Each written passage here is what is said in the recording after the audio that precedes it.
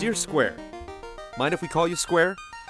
It just reminds us of the good old days, when it seemed like you could do no wrong.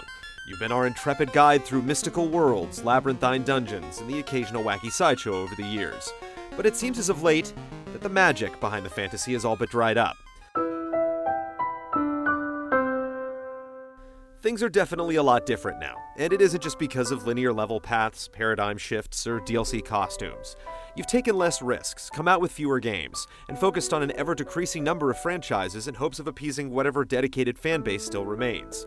The experiment that was Fabula Nova Crystallis was anything but fabulous, and it's a sad thing to think that games like Einhander, Tobal, and Bushido Blade couldn't possibly exist in your portfolio today.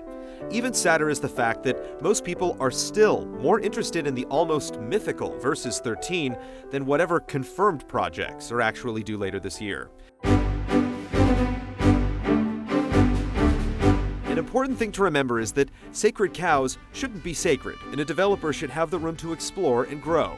While it's true that you've always had a reputation for sticking to one genre, you did so in your golden years with a zest for discovery and experimentation. Who knew that Mario would work so well as an RPG, or that time travel, multiplayer co-op, and split narratives would be such a hit?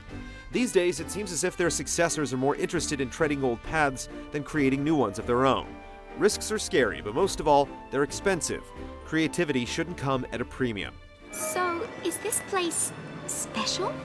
That said, Final Fantasy XIII is the perfect representation of your biggest problem right now: overcommitting on bloated projects and under-delivering with the final product. The lack of excitement behind 13-2 and Lightning Returns also just goes to show that mistreating and relying upon a brand for success has its repercussions.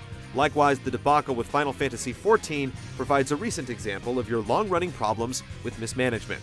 With stories about relocating corporate offices due to the advice of fortune tellers, we're not surprised. Then there's the issue of oversaturation. There's a bit of a problem when there are twice as many spin-offs and subgames than numbered titles in the Kingdom Hearts franchise. At one point, it seemed like the series just might have been able to surpass Final Fantasy in terms of popularity.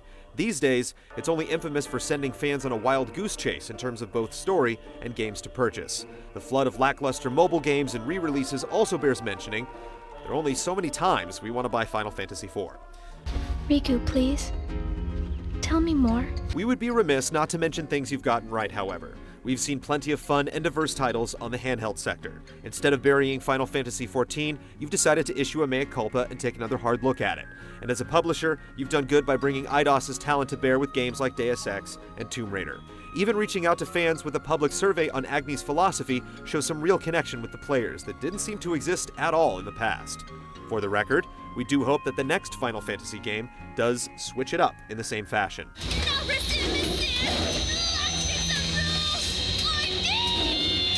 The bottom line is, you don't need to focus on a single franchise, feature lengthy cinematics, and fancy costumes to win the hearts and gil of the masses.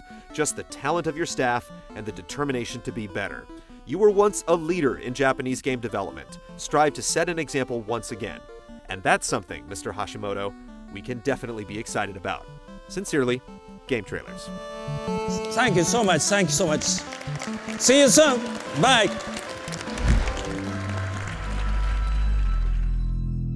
See all of our shows and game reviews now on the brand new GT app on Xbox Live and the GT Originals iOS app too.